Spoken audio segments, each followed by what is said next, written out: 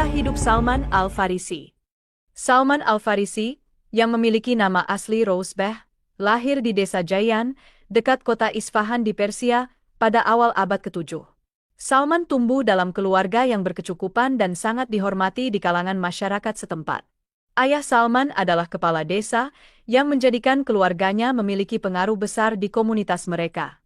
Sejak kecil, Salman dikenal sebagai anak yang cerdas dan penuh rasa ingin tahu. Dia mendapatkan pendidikan yang baik, yang pada saat itu sangat didominasi oleh ajaran agama Majusi. Ayahnya, yang sangat mencintainya, berusaha memberikan yang terbaik dalam segala hal, termasuk dalam pendidikan dan pemenuhan kebutuhan spiritual Salman. Meskipun tumbuh dalam lingkungan yang kaya dengan tradisi Majusi, Salman merasa ada kekosongan spiritual yang tidak dapat dipenuhi oleh ajaran agama tersebut. Dia melihat ritual-ritual yang dilakukan sebagai sesuatu yang tidak memuaskan rasa dahaga akan kebenaran dalam hatinya. Rasa ingin tahu yang mendalam ini kemudian mendorongnya untuk memulai pencarian panjang akan kebenaran yang sejati. Perasaan ini timbul karena ritual-ritual agama Majusi tidak mampu memuaskan dahaga spiritualnya.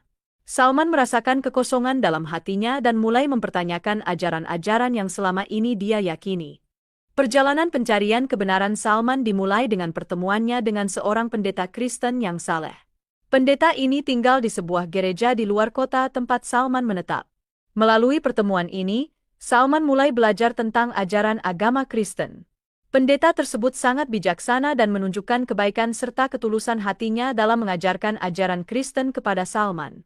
Pengetahuan baru ini memberikan pencerahan bagi Salman, membangkitkan rasa ingin tahunya lebih dalam tentang agama tersebut.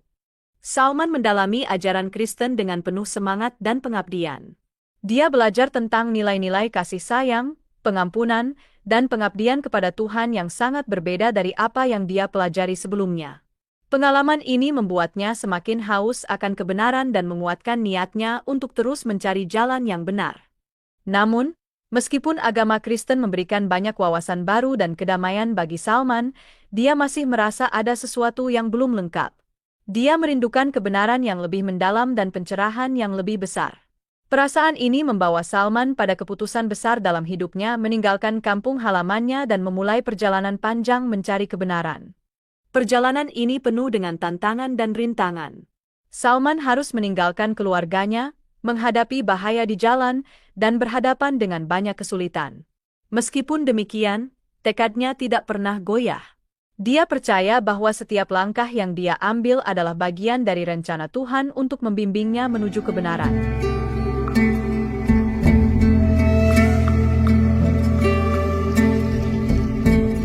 Salman Al-Farisi, yang tidak pernah berhenti dalam pencariannya akan kebenaran, mendengar kabar tentang munculnya seorang nabi baru di tanah Arab yang bernama Muhammad. Desas-desus tentang seorang nabi yang membawa ajaran baru dan kebenaran yang hakiki membuat hati Salman bergetar. Dengan penuh harapan dan tekad yang kuat, Salman memutuskan untuk meninggalkan Persia dan melakukan perjalanan panjang menuju Arab. Perjalanan Salman bukanlah perjalanan yang mudah. Dari Persia, dia harus melewati padang pasir yang luas dan tandus. Setiap langkah yang diambil Salman syarat dengan risiko, mulai dari serangan perompak, kelaparan, hingga cuaca yang ekstrim. Namun, keyakinannya akan menemukan kebenaran membuatnya terus bergerak maju. Dalam perjalanannya, Salman mengalami berbagai rintangan yang tak terduga. Di salah satu kota yang dia kunjungi, dia bertemu dengan sekelompok pedagang yang tampak ramah. Namun, kebaikan mereka hanyalah tipuan belaka. Salman ditipu, dijebak, dan kemudian dijual sebagai budak. Rasa kecewa dan keputusasaan sempat melanda hatinya, namun dia tidak pernah berhenti berdoa dan berharap.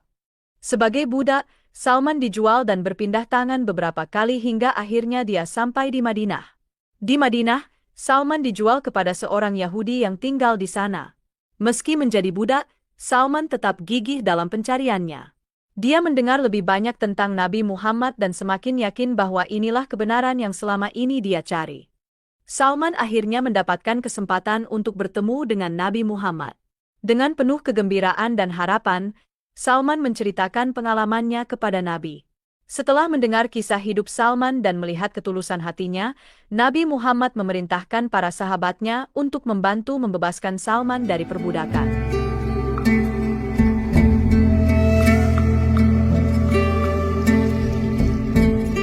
Setelah tiba di Madinah sebagai budak, Salman Al-Farisi mendengar berita tentang seorang nabi yang telah muncul di tengah-tengah penduduk kota tersebut. Nabi Muhammad, demikian nama yang beredar di Madinah, disebut-sebut membawa ajaran baru yang mengajak kepada tauhid, menyembah Allah yang Maha Esa, dan meninggalkan segala bentuk penyembahan berhala. Berita ini menggugah hati Salman yang selalu haus akan kebenaran. Di Madinah, Salman mendengar kisah-kisah menakjubkan tentang sosok Muhammad yang dikenal sebagai orang yang jujur dan terpercaya. Rasa ingin tahunya semakin besar, dan Salman merasa terpanggil untuk bertemu dengan Nabi Muhammad. Dia ingat tentang tanda-tanda kenabian yang pernah diajarkan oleh pendeta Kristen yang bijaksana di masa lalu. Keyakinan Salman bahwa kebenaran pasti memiliki tanda-tanda yang jelas membuatnya memutuskan untuk menguji kenabian Muhammad berdasarkan tanda-tanda tersebut. Dengan hati berdebar, Salman meminta izin kepada tuannya untuk pergi dan bertemu dengan Nabi Muhammad. Ketika akhirnya ia mendapat kesempatan, Salman membawa sejumlah kurma sebagai hadiah untuk Nabi. Dia memberikan kurma tersebut dan memperhatikan dengan seksama bagaimana reaksi Nabi Muhammad. Dalam hatinya, dia mengenali salah satu tanda kenabian yang diajarkan oleh pendeta Kristen. Nabi Muhammad tidak memakan hadiah tersebut, melainkan membaginya dengan para sahabat. Tidak puas hanya dengan satu tanda, Salman mencari kesempatan untuk mengamati Nabi lebih lanjut. Pada pertemuan berikutnya, dia membawa kurma lagi dan melihat bahwa Nabi Muhammad memakan beberapa dari kurma tersebut, tetapi tetap membagi sebagian besar kepada para sahabat. Ini adalah tanda kedua yang dia cari, yakni bahwa seorang nabi akan menerima hadiah tetapi tidak akan mengkonsumsinya sendiri sepenuhnya. Kemudian, Salman melihat tanda kenabian yang ketiga dan terakhir, yaitu cap kenabian yang terletak di punggung Nabi Muhammad. Dengan penuh keharuan, Salman segera menyadari bahwa semua tanda-tanda ini adalah bukti yang tak terbantahkan dari kenabian Muhammad. Tanpa ragu, dia mengucapkan 2 kalimat syahadat di hadapan Nabi, menandai momen penting dalam hidupnya sebagai seorang Muslim. Pertemuan dengan Nabi Muhammad menjadi titik balik besar dalam hidup Salman Al-Farisi. Keputusannya untuk memeluk Islam lahir dari pencariannya yang panjang dan ketulusan hatinya dalam mencari kebenaran. Sejak saat itu, Salman menjadi salah satu sahabat Nabi yang setia dan berkontribusi besar dalam perjuangan Islam.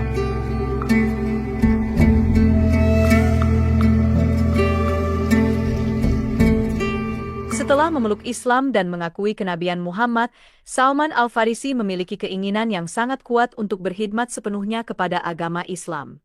Namun, keinginan ini terhalang oleh statusnya sebagai budak. Salman, yang sebelumnya dijual kepada seorang Yahudi di Madinah, merasakan kesulitan untuk memberikan kontribusi maksimal bagi perjuangan Islam karena keterbatasan statusnya. Rasulullah sangat memahami situasi yang dihadapi oleh Salman. Beliau menyadari bahwa potensi besar yang dimiliki Salman dapat memberikan sumbangan berharga bagi komunitas Muslim. Oleh karena itu, Nabi Muhammad berusaha untuk membebaskan Salman dari perbudakan. Langkah pertama yang diambil Rasulullah adalah meminta Salman untuk membuat perjanjian mukatabah dengan tuannya. Mukatabah adalah sebuah perjanjian di mana seorang budak dapat membebaskan dirinya dengan membayar sejumlah uang dalam jangka waktu yang telah disepakati. Salman menghadap tuannya dan menyampaikan keinginannya untuk membebaskan diri. Tuannya, dengan persetujuan, menetapkan syarat bahwa Salman harus menanam 300 pohon kurma dan membayar 40 ukiah emas. Syarat ini terasa sangat berat bagi Salman yang tidak memiliki apa-apa. Namun, keyakinannya kepada Allah dan kepercayaan pada pertolongan Rasulullah membuatnya tidak berputus asa. Rasulullah kemudian mengumpulkan para sahabat dan menjelaskan situasi yang dihadapi oleh Salman. Beliau mengajak mereka untuk membantu Salman dalam memenuhi syarat yang ditetapkan tuannya. Para sahabat dengan penuh semangat menyisihkan sebagian dari harta mereka. Mereka membawa bibit kurma dan emas yang mereka miliki untuk membantu Salman. Bahkan, Rasulullah sendiri ikut serta dalam menanam bibit kurma bersama Salman dan para sahabat lainnya. Dengan kerjasama dan gotong royong yang luar biasa, 300 pohon kurma berhasil ditanam dalam waktu yang relatif singkat. Tidak hanya itu, para sahabat juga mengumpulkan emas yang dibutuhkan untuk melunasi perjanjian mukatabah. Berkat bantuan dan dukungan dari Rasulullah dan para sahabat, Salman akhirnya berhasil membayar tebusan yang ditetapkan oleh tuannya. Dengan tebusan tersebut, Salman akhirnya dimerdekakan dan menjadi orang bebas. Pembebasan Salman dari perbudakan bukan hanya sekedar pembebasan fisik, tetapi juga menjadi simbol solidaritas dan persatuan umat Islam. Ini menunjukkan bagaimana komunitas Muslim saling membantu dan mendukung satu sama lain dalam menghadapi kesulitan. Setelah dimerdekakan, Salman Al-Farisi dapat berkhidmat sepenuhnya kepada Islam. Dia dikenal karena kebijaksanaannya, dedikasinya, dan kontribusinya dalam berbagai bidang, termasuk strategi perang dan pemerintahan.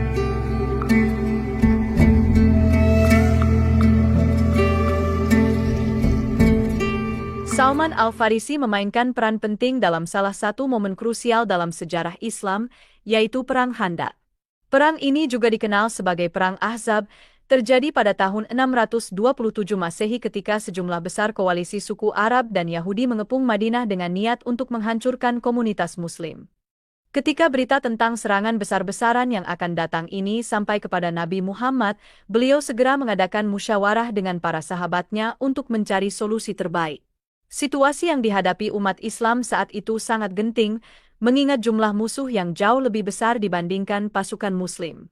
Dalam kondisi tertekan ini, Salman Al-Farisi mengusulkan sebuah strategi yang tidak biasa di wilayah Arab saat itu, tetapi sangat efektif di tanah kelahirannya, Persia. Salman mengusulkan untuk menggali parit yang mengelilingi sebagian besar kota Madinah. Teknik ini dikenal dalam bahasa Persia sebagai Khandaq, dan itu adalah strategi pertahanan yang digunakan oleh bangsa Persia untuk melindungi diri dari serangan musuh yang lebih kuat. Ide ini diterima dengan antusias oleh Rasulullah, yang memandang usulan Salman sebagai cara yang bijaksana dan inovatif untuk mengatasi ancaman yang ada. Rasulullah segera memerintahkan para sahabat untuk bekerja sama dalam menggali parit. Pekerjaan ini dilakukan dengan semangat dan tekad yang tinggi, meskipun dalam kondisi cuaca yang keras dan kekurangan makanan.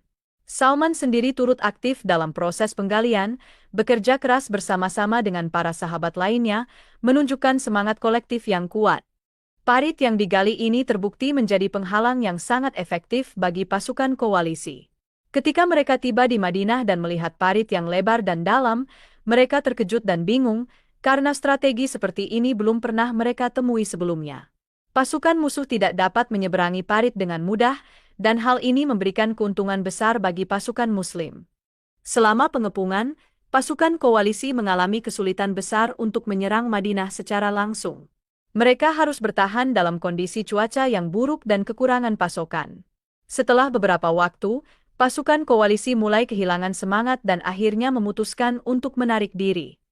Keberhasilan strategi parit dalam Perang Khandaq bukan hanya mencerminkan kecerdasan dan wawasan militer Salman Al-Farisi, tetapi juga menunjukkan pentingnya adaptasi dan inovasi dalam menghadapi tantangan. Kontribusi Salman dalam peperangan ini diakui oleh Rasulullah dan para sahabat sebagai salah satu faktor kunci yang menyelamatkan Madinah dari kehancuran. Perang Khandaq menjadi salah satu bukti nyata dari keberanian, kecerdasan, dan dedikasi Salman Al-Farisi kepada Islam. Dengan strategi yang brilian, dia berhasil mengubah jalannya sejarah dan memperkuat posisi umat Islam dalam menghadapi ancaman yang lebih besar.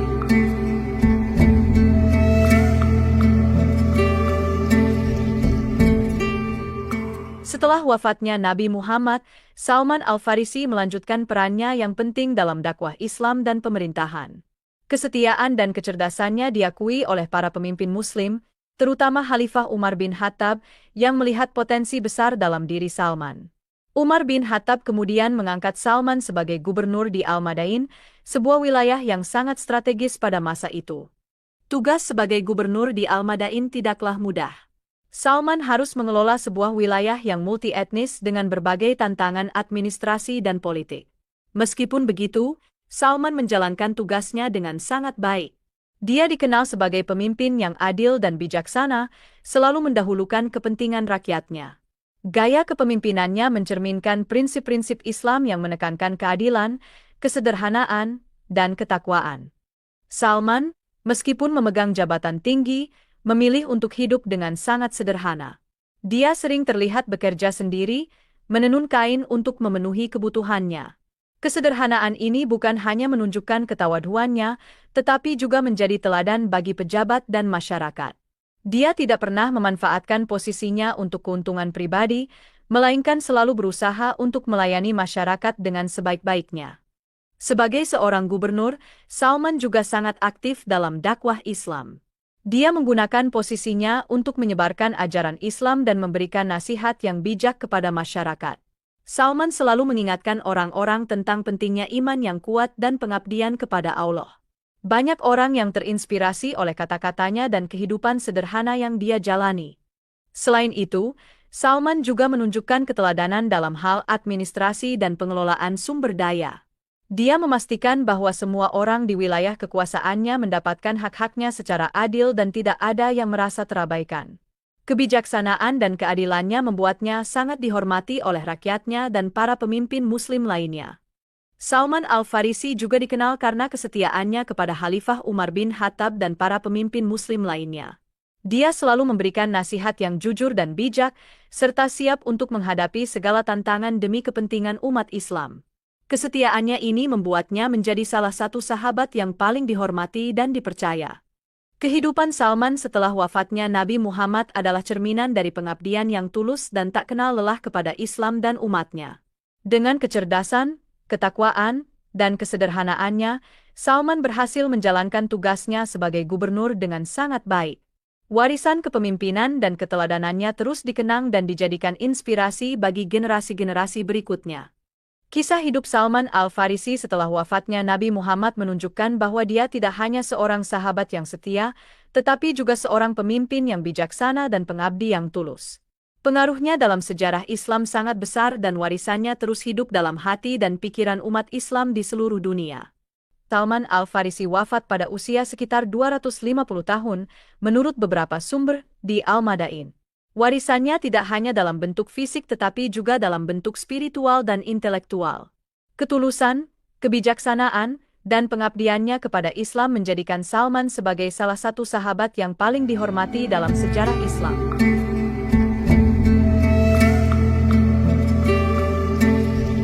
Salman Al-Farisi, sahabat yang setia dan penuh ketulusan, mengakhiri perjalanan hidupnya yang luar biasa di kota Al-Madain, Ctesiphon, Irak. Menurut beberapa sumber, usia Salman saat wafat mencapai sekitar 250 tahun, usia yang sangat jarang ditemui. Kematian Salman bukan hanya kehilangan fisik bagi komunitas Muslim, tetapi juga kehilangan seorang sosok penuh kebijaksanaan dan pengabdian yang tak ternilai. Warisan Salman Al-Farisi tidak terletak pada kekayaan materi atau peninggalan fisik, melainkan pada jejak spiritual dan intelektual yang ia tinggalkan. Sebagai seorang sahabat Nabi Muhammad yang sangat dihormati, Salman dikenal karena kebijaksanaan, ketulusan, dan keikhlasannya dalam beribadah dan berdakwah.